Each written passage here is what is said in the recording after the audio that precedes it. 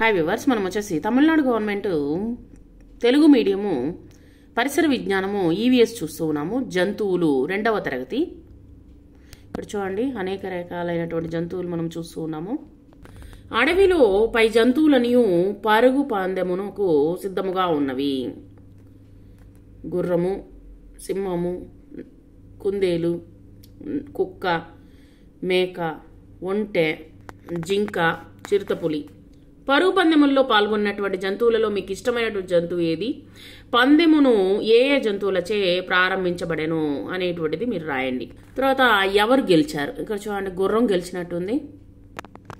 పరుగు పందెముల్లో ఏ ఏ జంతువులు పరిగెత్తను అనేటువంటిది రాయండి. బహుమతి పొందినటువంటి జంతువు ఏది? మేము మీకు తెలుసా అనేటువంటిది అడుగుతూ ఉన్నారు.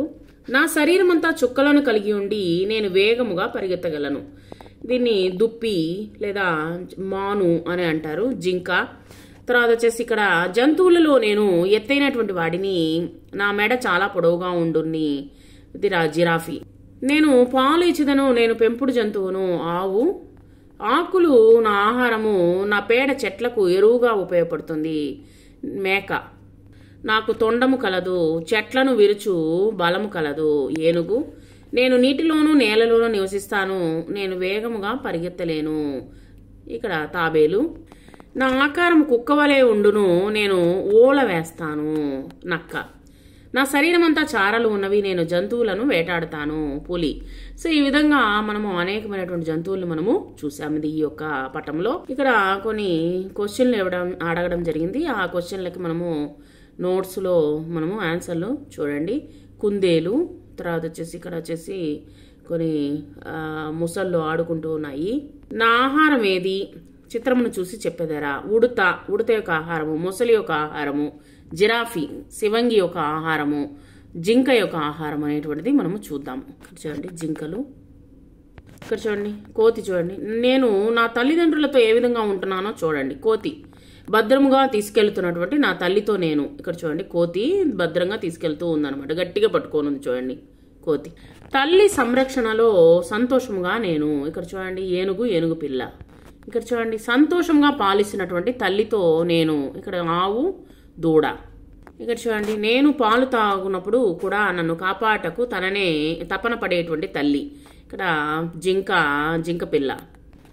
ఆహారమును వెతుకుతూ వెళ్ళు, నా తల్లి వెనుక నేను. ఇక్కడ చూడండి, ఒంటె పిల్ల అలాగే వెళ్తూ చూడండి. నేను ప్రయాణం చేయనప్పుడు నా బరువును సంతోషముగా మోసేటువంటి తల్లి. కంగారు అనమాట. సో కంగారుకి పొట్ట దగ్గర వచ్చేసి ఒక సంచి మాదిరిగా ఉంటుంది. ఆ సంచిలో ఎక్కి కూర్చుంటుంది ఈ యొక్క కంగారు పిల్ల. స్నేహితులారా, నశించిపోతున్నటువంటి మమ్ములని రక్షించండి అనేటువంటిది జంతువులు చెప్తూ ఉన్నాయన్నమాట. ఇక్కడ చూడండి, ఖడ్గమృగము చూడండి ఎలా ఉందో చూడండి. తర్వాత కడమ అడవి బర్రె చూడండి ఎలా ఉందో.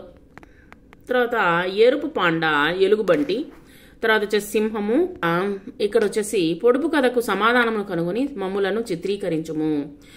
ముందు 2 పొట్టి కాళ్ళు, వెనుక 2 పొడవు కాళ్ళు, చెవులు చాలా పొడవు, ఎర్రని కళ్ళు కలవు. కుందేలు. తర్వాత వచ్చేసి చాట లాంటి చెవులు, ముందర 2 దంతాలు పొడవు, నా వీపు వైపుపై ఎక్కవచ్చును.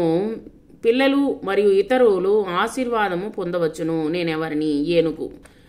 మీకు తెలుసా? జంతువుల్లోకెల్లా అతి పెద్ద తిమింగలం అని మీరు సముద్రంలో ఎప్పుడైనా ఫొటోస్లో చూసుంటారు. సముద్రంలో వచ్చేసి 1000 మీటర్ల నుండి 2000 మీటర్ల ఎత్తు వరకు వెళ్ళి ఆహారమును వెతుకుతుంది. తర్వాత వచ్చేసి సుమారు 90 నిమిషముల నుండి 100 నిమిషముల వరకు శ్వాసను బిగబట్టి శక్తి కలదనమాట దీనికి. ఇది చేప జాతి కాదు. ఇది గుడ్లను పెట్టదు, పిల్లలను ప్రసవించి వాటికి తన పాలను ఆహారంగా ఇస్తుంది. తిమింగలం ఎలా ఉందో చూడండి. ఇక్కడ ఉన్నటువంటి తోకని మీరు జతపరచండి. ఇక్కడ ఉన్నటువంటి తోకలు వేటికి సంబంధించిందో జతపరచండి. వాటిని చూసి ఏ జంతువు చెందినదో చూడండి. ఇక్కడ వచ్చేసి ఏనుగు అనుకుంటాను ఫస్ట్ది. తర్వాత మూడోది వచ్చేసి గుర్రాంది. తర్వాత వచ్చేసి రెండోది వచ్చేసి ఆవుది. సో ఈ విధంగా మీరు కనుక్కోండి ఏ వాటికి సంబంధించినటువంటి జంతువుది తోకలు అనేటువంటిది గమనించండి. తర్వాత ఈ విచిత్రమైనటువంటి జంతువులో దాగి ఉన్నటువంటి అడవి జంతువులను, పెంపుడు జంతువులను కనుగొని వ్రాయము. ఇక్కడ వచ్చేసి అనేకమైనటువంటి జంతువులు ఉన్నాయి. ఆ యొక్క జంతువుల్లో మీరు కనుక్కొని ఆ యొక్క జంతువుల పేర్లని రాయండి. ఏ విధంగా రాస్తారు మీరు? అడవి జంతువులు, పెంపుడు జంతువులు. పెంపుడు జంతువులు అంటే ఏంటి? మనము ఇంట్లో పెంచుకునేటువంటి జంతువులను ఏమంటారంటే పెంపుడు జంతువులు అని అంటారు. అడవి జంతువులు అంటే కేవలం అడవిలో మటుకే ఉండేటువంటి జంతువుల్ని అడవి జంతువులు అని అంటారు. నూలు కండే జంతువును చేసి చూసేదమ్మా. చిత్రీకరించే అట్టలను తీసుకుని చిత్రములో చూపించబడినటువంటి సింహము రూపమును గీసి కత్తిరించి తీసుకునవలెను. తర్వాత నూలు కండే ఒక కొనలో ముందు భాగమును జిగురుతో అతికించాలి, వేరొక కొనలో వెనుక భాగమును జిగురుతో అతికించి నూలు కండే జంతువు పటములో చూపినట్లు ఈ విధముగా తయారు చేద్దాము. ఈ నూలు సంబంధించినటువంటి ఒక పైపు మాదిరిగా ఇచ్చుంటారు. దాన్ని ఈ విధంగా మనము అట్టలు ఉపయోగించి ఈ విధంగా అట్టను ఉపయోగించి మనము చక్కగా వచ్చేసి ఒక పులిని తయారు చేయొచ్చు అనమాట. మనము చర్చిద్దామా? బ్లూ క్రాస్ సంస్థ యొక్క పనులను తల్లిదండ్రుల నుంచి తెలుసుకుని మీ స్నేహితులతో చర్చించము. బ్లూ క్రాస్ అంటే వచ్చేసి జంతువుల్ని హింసించకూడదనమాట. సో అది ఒక సంస్థ. ఆ యొక్క బ్లూ క్రాస్ సంస్థ యొక్క పనులు అనమాట. పనులు ఏంటంటే మనము జంతువులు వచ్చేసి మనము హింసించకూడదనమాట ఆ యొక్క జంతువులని. గ్రుడ్లను పెట్టి వాటిని పొదిగి పిల్లలను ఉత్పత్తి చేయనవి, పిల్లలను ప్రసవించి వాటికి పాలను ఇచ్చినవి ఏంటనేది కనుక్కొని రాయండి. మీకు తెలుసా, ఉడతలు ఎల్లప్పుడూ ముందు పళ్లను ముక్కలు ముక్కలుగా కొరుకుతూనే ఉంటాయి. కొరకని ఎడల అవి పెరిగి నమల్లేక నోటికి కదిలింపలేని స్థితి ఏర్పడుతుంది. అందుకే ఉడత ఆకలితో మరణిస్తుందన్నమాట. కాబట్టి ఆ యొక్క పళ్ళు వచ్చేసి ముందు వాటిని కొరికి వాటిని ముక్కలు చేస్తుంది అనమాట.